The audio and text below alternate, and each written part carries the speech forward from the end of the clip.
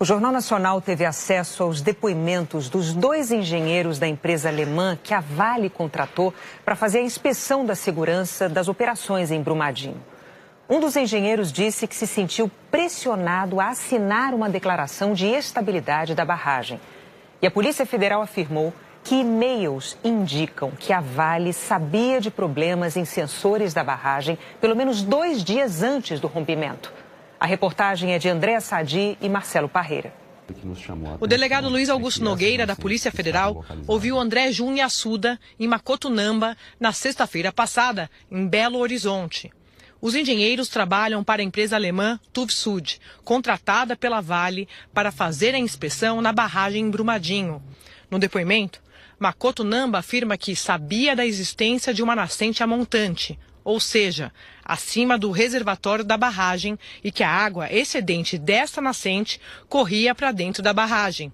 Disse também que em julho de 2018 foi construída uma barreira e colocada a tubulação na nascente para desviar a água do reservatório. Ele contou que em setembro passado, quando fez a inspeção na barragem, solicitou para a Vale construir um SUMP, uma bacia de contenção, para que o excedente que extravasasse a barreira e a tubulação colocada na nascente ficasse represado nesse local e bombeado. Também disse que no início do projeto de descomissionamento, a retirada dos rejeitos da barragem, a TÜV Süd apresentou uma solicitação à Vale para a realização de levantamento geofísico a fim de verificar se a água dessas nascentes localizadas a montante, quer dizer, na parte alta do reservatório da barragem, poderia estar contribuindo para o lençol freático. Este levantamento, segundo ele, ainda estava em fase de contratação pela Vale. Durante o depoimento, o delegado leu e-mails trocados entre funcionários da Vale responsáveis pela barragem, da TÜV Süd e de uma terceira empresa. As mensagens começaram a ser trocadas no dia 23 de janeiro, às 14h38, e se prolongaram até às 15h05 do dia seguinte. A barragem se rompeu no dia 25 de janeiro, 2 dias após a primeira mensagem. O delegado disse que o assunto das mensagens diz respeito a dados discrepantes obtidos através da leitura dos instrumentos automatizados, piezômetros, no dia 10 de janeiro de 2019, instalados na barragem, a que rompeu, bem como acerca do não funcionamento de 5 piezômetros, sensores que medem a pressão da água. No depoimento, não constam detalhes sobre as mensagens. O engenheiro disse que só ficou sabendo das alterações dos dados fornecidos pelos sensores após o rompimento da barragem. Perguntado sobre qual seria sua providência caso seu filho estivesse trabalhando no local da barragem, o engenheiro da TÜV Süd respondeu que, após a confirmação das leituras, ligaria imediatamente para seu filho para que evacuasse do local, bem como ligaria para o setor de emergência da Vale, responsável pelo acionamento do plano de emergência da barragem para as providências cabíveis. O engenheiro também falou de uma reunião com funcionários da Vale sobre o laudo de estabilidade assinado por ele e disse que um funcionário da Vale chamado Alexandre Campanha perguntou a ele: a TÜV Süd vai assinar ou não a declaração de estabilidade? Macotunamba disse ter respondido que a empresa assinaria o laudo se a Vale adotasse as recomendações indicadas na revisão de junho de 2018, mas assinou o documento. Segundo ele, apesar de ter dado esta resposta para Alexandre Campanha, sentiu a frase proferida como uma maneira de pressionar ele, engenheiro, e a TÜV Süd a assinar a declaração de condição de estabilidade, sob o risco de perderem um contrato. O outro engenheiro da TÜV Süd, André Jun Assuda, também falou no depoimento sobre os sensores citados nos e-mails. Disse que na inspeção periódica realizada pela TÜV Süd em junho de 2018, foram feitas algumas recomendações à Vale. Dentre elas, a intensificação do monitoramento e da leitura dos instrumentos e aumento do número de piezômetros.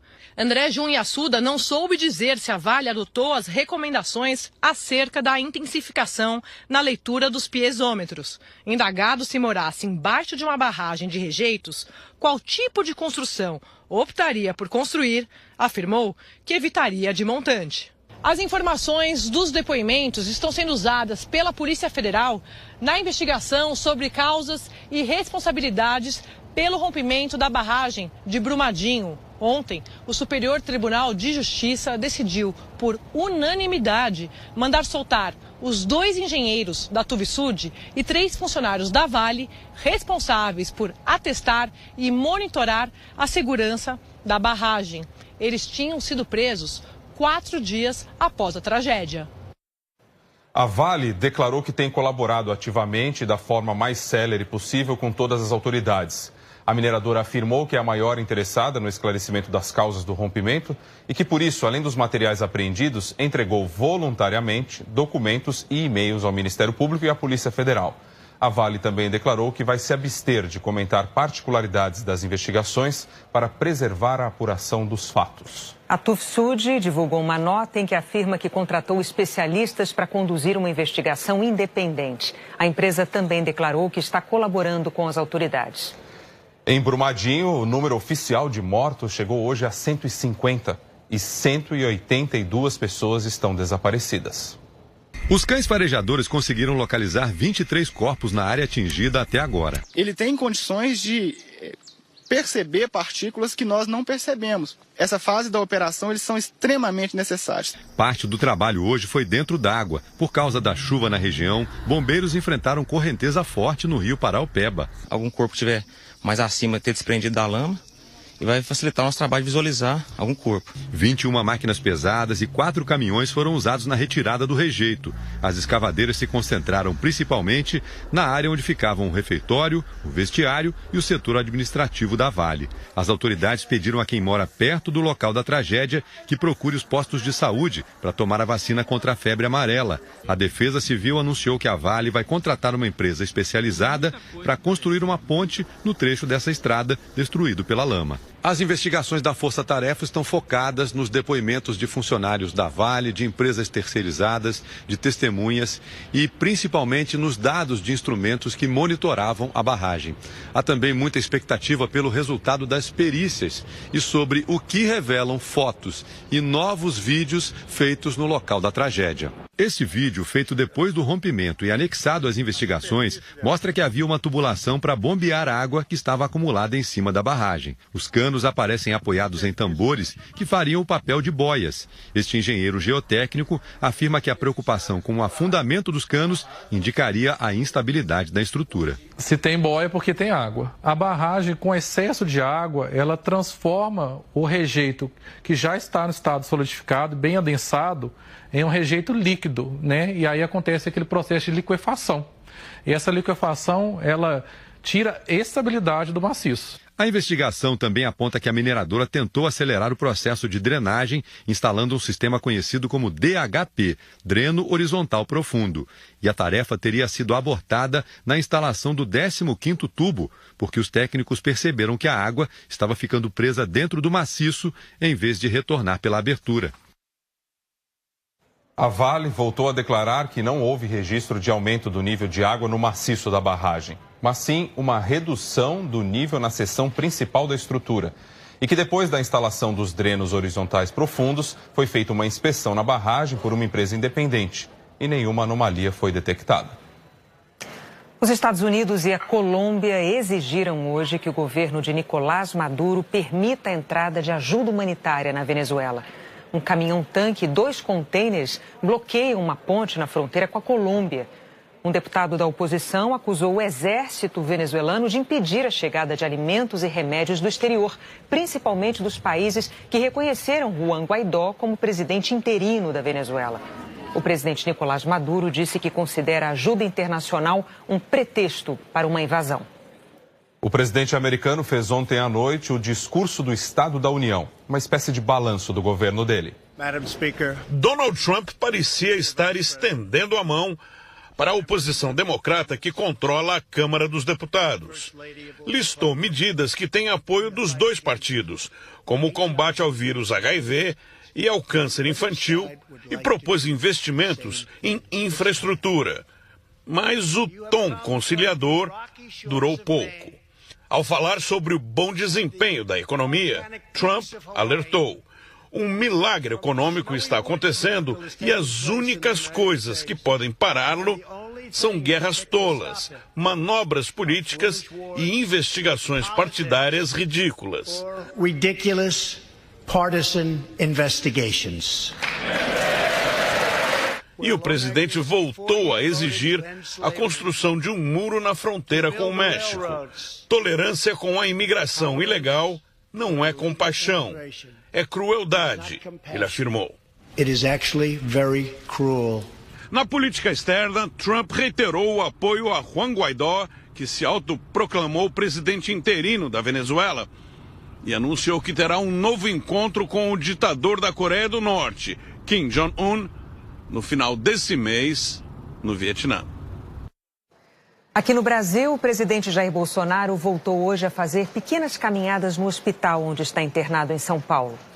9 dias depois da cirurgia no Hospital Israelita Albert Einstein, em São Paulo, os exames mostraram avanços na recuperação do presidente Jair Bolsonaro. Segundo o boletim médico, o presidente evolui com quadro clínico estável, sem dor ou febre, com melhora dos exames laboratoriais e de imagem. Permanece com sonda nasogástrica, dreno no abdômen e antibióticos. O presidente Jair Bolsonaro continua tomando pequenas quantidades de água e é alimentado por nutrientes injetados com o soro. Hoje ele voltou a sair do quarto, andou 2 vezes pelo corredor. Numa delas precisou parar e se sentar, mas completou a caminhada e pediu para repetir o exercício mais tarde. O porta-voz da presidência disse que não há previsão de alta. Informou também que Bolsonaro fez despachos oficiais ontem e que hoje conversou por telefone com o ministro Carlos Alberto dos Santos Cruz, da Secretaria de Governo, sobre assuntos pessoais.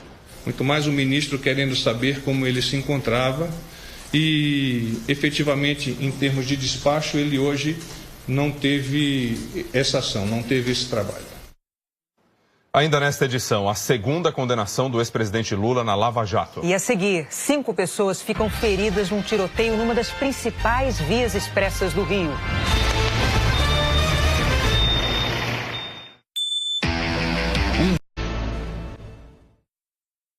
Tiroteios voltaram hoje a provocar pânico em vias importantes do Rio de Janeiro. Olha lá, moleque, olha os caras lá. Onde se proteger em meio ao caos? Deitados, sentados no asfalto, atrás de carros.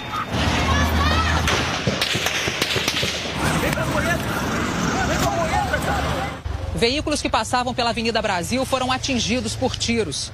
Nesse caminhão, a gente pode observar algumas marcas, um tiro no baú, um pouco mais à frente, mais 2 tiros na porta e no para-brisa, mais um disparo atingiu o veículo. O motorista do caminhão ficou ferido, foi baleado no peito e na perna. O ajudante do motorista contou que eles buscaram abrigo embaixo do caminhão. Desceu para se jogar no chão, né? Só quando ele chegou aqui embaixo, ele falou que já estava baleado. Eles ainda viram o momento em que um PM foi baleado no olho. Na ação, outros 2 policiais também se feriram. O tiroteio foi em frente à Fiocruz. Os funcionários se jogaram no chão do refeitório e nos corredores. Um tiro entrou pelo para-brisa desse carro e acertou de raspão a cabeça de um médico. O confronto começou quando policiais militares abordaram criminosos que estavam neste carro roubado. Os bandidos fugiram em 2 motos e no carro desse advogado. Veio com o fuzil apontado para o meu carro, que só me restou entregar. E numa outra via expressa importante do Rio, violência sem fim. Ontem à tarde, PMs foram atacados novamente a tiros por criminosos na linha vermelha, rota de quem chega à cidade pelo aeroporto internacional do Galeão. Linha vermelha fechada, polícia trocando tiro. E nessa manhã, a rodovia Rio Santos também foi interditada por causa de um tiroteio entre policiais e bandidos na altura de Angra dos Reis. Foi uma tentativa de assalto a um carro forte. Com medo de balas perdidas, passageiros se deitaram no chão de um ônibus. A primeira turma do Supremo Tribunal Federal, presidida pelo ministro Luiz Fux, manteve a punição do Conselho Nacional de Justiça, juíza Clarice Maria de Andrade. Ela deixou uma adolescente de 15 anos presa numa cela masculina no Pará em 2007. A decisão mantém a pena de disponibilidade que proíbe a juíza de exercer as funções, mas sem cortar o salário, como determinou o CNJ. A defesa da juíza declarou que a punição é injusta e que vai adotar providências assim que a decisão for publicada. O ministro do Gabinete de Segurança Institucional, Augusto Heleno, delegou hoje ao diretor-geral da ABIN o poder para classificar documentos como ultrasecretos. A decisão se restringe a documentos da própria ABIN e tem como base um decreto assinado pelo vice-presidente Hamilton Mourão, quando estava na função de presidente. Esse decreto ampliou o número de autoridades com poder para estabelecer sigilo em documentos federais. O ministro da Justiça, Sérgio Moro, passou o dia em reunião com parlamentares para defender o pacote anticrime. O ministro Sérgio Moro se reuniu com o presidente do Senado, Davi Alcolumbre, do Democratas. Foi apresentar o pacote de combate à corrupção e ao crime organizado. O projeto, que altera 14 leis, ainda vai ser entregue ao Congresso. A tramitação vai começar pela Câmara, justamente onde Moro passou parte da tarde reunido com a Frente Parlamentar da Segurança Pública, a chamada Bancada da Bala. Um encontro fechado, apenas para os deputados. O ministro falou durante quase 2 horas. Repetiu várias vezes que o governo quer receber sugestões. Moro voltou a defender a proposta que trata da legítima defesa no caso de policiais em serviço, o chamado excludente de ilicitude, uma promessa de campanha do presidente Jair Bolsonaro. Temos a legítima defesa prevista no Código Penal. Nós apenas descrevemos na lei situações que podem acontecer em concreto que já seriam reputadas como caracterizadoras da legítima defesa. Então lá, um refém numa situação de poder ser assassinada por um criminoso, o policial poder tomar alguma atitude em relação a isso, se as circunstâncias permitirem. Alguns parlamentares cobraram ainda mais diálogo. Vamos ter muitos debates pela frente e muita coisa precisa ser esclarecida para que esta lei venha defender o povo brasileiro contra a violência. O coordenador da Frente Parlamentar de Segurança disse que o projeto foi bem recebido. Ele considera que alguns pontos podem ser aprovados ainda neste semestre. Não veremos ter grandes problemas para a aprovação desses projetos. Então, eu estou bastante otimista realmente que esse semestre ainda nós vamos conseguir aprovar boa parte do que foi proposto hoje. A Procuradoria-Geral da República está analisando um inquérito contra o senador Flávio Bolsonaro, do PSL, por falsidade ideológica e lavagem de dinheiro. As investigações apuram negociações de imóveis e podem ser devolvidas para a primeira instância. A investigação da Polícia Federal é sobre indícios de irregularidades criminais e eleitorais envolvendo o ex-deputado estadual e hoje senador Flávio Bolsonaro, do PSL. A informação foi publicada hoje pelo jornal O Globo. A TV Globo teve acesso aos documentos da investigação. Ao analisar o inquérito, o subprocurador-geral da República, Juliano Baiocchi Vilaverde de Carvalho, diz que Flávio Bolsonaro teria tido aumento exponencial de seu patrimônio por meio de negociações relâmpago de imóveis, além de ter declarado à Justiça Eleitoral o imóvel cujo valor seria consideravelmente maior que o declarado, havendo indícios do crime de falsidade ideológica eleitoral. Hoje, Flávio Bolsonaro foi eleito para o cargo de terceiro secretário na mesa diretora do Senado. Antes da sessão do plenário, ele foi questionado sobre a investigação. Já foi arquivado dentro do estadual e vai ser arquivado dentro do federal também, não tem a menor dúvida, não tem nada de novo nisso. O patrimônio é totalmente compatível, sem problema nenhum, tá bom? O Ministério Público do Rio de Janeiro realmente arquivou. Na Procuradoria Regional Eleitoral, o arquivamento foi questionado. Em abril do ano passado, o subprocurador-geral da República, Juliano Baiocchi, reverteu a decisão, alegando que o arquivamento feito nesse estágio afigura-se inadequado. Realizou-se sem que nenhuma diligência tenha sido feita a fim de confirmar os termos da denúncia quanto ao crime de falsidade ideológica eleitoral. Após essa decisão, a investigação prosseguiu. A última medida foi tomada pelo Procurador Regional Eleitoral Sidney Pessoa Madruga, que mandou remeter os autos à Procuradoria-Geral da República, por causa do foro por prerrogativa de função de Flávio Bolsonaro, eleito senador em 2018. A Procuradoria agora vai decidir se a investigação vai ser remetida ao Supremo Tribunal Federal ou à primeira instância da Justiça. A tendência é que o caso de Flávio Bolsonaro vá para a primeira instância, porque as suspeitas são anteriores ao mandato de senador. A interpretação no STF é que casos que não ocorreram durante o mandato atual não devem ser julgados pelo tribunal. Nós não tivemos retorno da assessoria do senador Flávio Bolsonaro para comentar o andamento do inquérito depois de ter sido desarquivado. O Banco Central decidiu manter pela 7ª vez seguida a taxa básica de juros da economia em 6,5% ao ano. Segundo o Comitê de Política Monetária, a economia se recupera de forma gradual, mas o cenário externo permanece desafiador. Hoje, a Bolsa de Valores de São Paulo caiu 3,74% e o dólar subiu. A seguir, a Justiça Federal condena Lula a 12 anos e 11 meses de prisão por corrupção e lavagem de dinheiro no caso do sítio de Atibaia.